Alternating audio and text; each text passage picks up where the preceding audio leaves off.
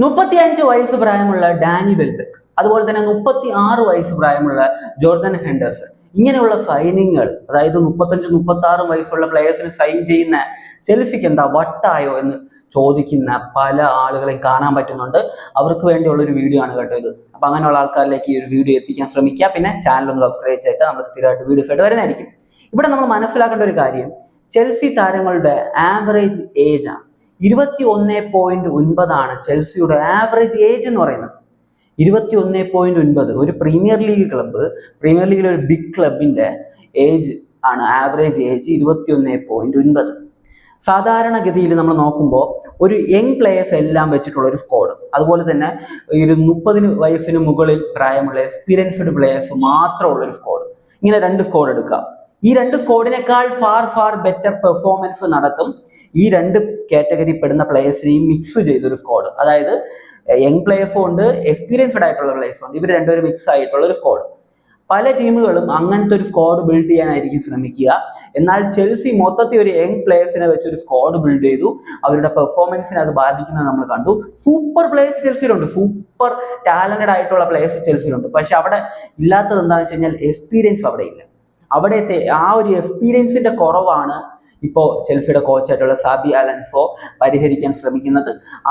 അതിന്റെ ഭാഗമായിട്ടാണ് ഇങ്ങനത്തെ എക്സ്പീരിയൻസ്ഡ് ആയിട്ടുള്ള മികച്ച താരങ്ങളെ ടീമിലേക്ക് എത്തിക്കുന്നത് എന്നതാണ് നമ്മൾ മനസ്സിലാക്കേണ്ട ഏറ്റവും ഇമ്പോർട്ടൻ്റ് ആയിട്ടുള്ള കാര്യം. നിങ്ങൾക്ക് ഞാനൊരു ഉദാഹരണം പറഞ്ഞുതരാം. അതായത് ഇപ്പൊ കഴിഞ്ഞ വേൾഡ് കപ്പ് എടുക്കാം. കഴിഞ്ഞ വേൾഡ് കപ്പ് നേടിയത് സ്പെയിനാണ്. സ്പെയിനിൽ young player of the tournament സ്പെയിനിന്റെ പ്ലെയർ ആയിരുന്നു.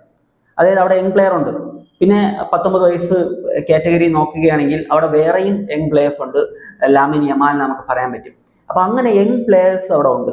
ഒപ്പം എക്സ്പീരിയൻസ്ഡ് പ്ലെയർ ഉണ്ട്. സെന്റർ ബാക്കിൽ കളിച്ചിരുന്ന ഒരു സെന്റർ ബാക്ക്, അതായത് ഒരാൾ Pau Cubarsi young player of the tournament, മറ്റേത് ലാപ്പോർട്ടാണ്, ഐമറിക് ലാപ്പോർട്ട്. ആൾ എക്സ്പീരിയൻസ്ഡ് ആയിട്ടുള്ള പ്ലെയർ ആണ്, 30+ ഏജ് കാറ്റഗറി വരുന്ന പ്ലെയർ ആണ്. വിങ് ബാക്കിൽ മറ്റൊരു 30+ ഏജ് കാറ്റഗറിയിലുള്ള ഒരു പ്ലെയർ ഉണ്ട്. ഗോൾ കീപ്പിംഗ് ഡിപ്പാർട്ട്മെന്റിലും 30+ ഏജ് കാറ്റഗറിയിലുള്ള ഒരു പ്ലെയർ ഉണ്ട്. അതുപോലെ തന്നെ മിഡ്ഫീൽഡ് എടുത്തു കഴിഞ്ഞാൽ അവിടെ 3 പ്ലേയേഴ്സ് 30+ ഏജ് കാറ്റഗറി വരുന്നവരാണ്. ഫോർവേഡിലും 30+ ഏജ് കാറ്റഗറി വരുന്ന പ്ലെയർ ഉണ്ട്. അപ്പൊ ഇത് വളരെ ബാലൻസ്ഡ് ആയിട്ടുള്ള ഒരു സ്ക്വാഡാണ്. അതുകൊണ്ട് തന്നെ അവർക്ക് ആ ഒരു എക്സ്പീരിയൻസും ഉണ്ടായിരുന്നു, അവരുടെ യങ് പ്ലേയേഴ്സിന്റെ ആ ഒരു ഫയർ ഉണ്ടല്ലോ അതും ഉണ്ടായിരുന്നു. അവർ കപ്പ് നേടി. ഇത് ഈ ഒരു വേൾഡ് കപ്പ് മാത്രമല്ല, ഇതിന് മുമ്പത്തെ വേൾഡ് കപ്പ് നോക്കാം. 2022 world cup, Argentina world cup ചാമ്പ്യന്മാരായി. അർജന്റീനയിൽ ഓട്ടോമെൻഡി, മെസ്സി, അതുപോലെ ഡി മരിയ, എക്സ്പീരിയൻസ്ഡ് ആയിട്ടുള്ള പ്ലേയേഴ്സ് ഉണ്ട്. അതുപോലെ തന്നെ യങ്സ്റ്റേഴ്സ് ഉണ്ടോയെന്ന് ചോദിച്ചു കഴിഞ്ഞാൽ അർജന്റീനയുടെ എൻസോ ഫെർണാണ്ടസ് ആയിരുന്നു ആ ഒരു വേൾഡ് കപ്പിലെ young player of the tournament.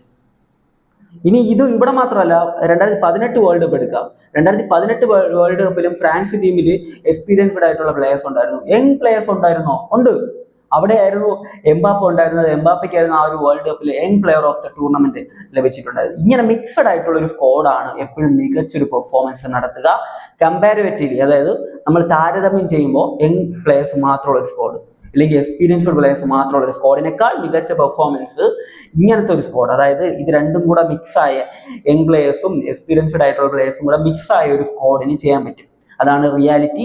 അപ്പൊ അതാണ് ഇപ്പോൾ ചെൽസി ചെയ്തുകൊണ്ടിരിക്കുന്നത്. സാബി അലൻസോയുടെ ട്രാക്ക്, അദ്ദേഹം പൊയ്ക്കൊണ്ടിരിക്കുന്ന ആ ഒരു വഴി പ്രോപ്പറാണ്.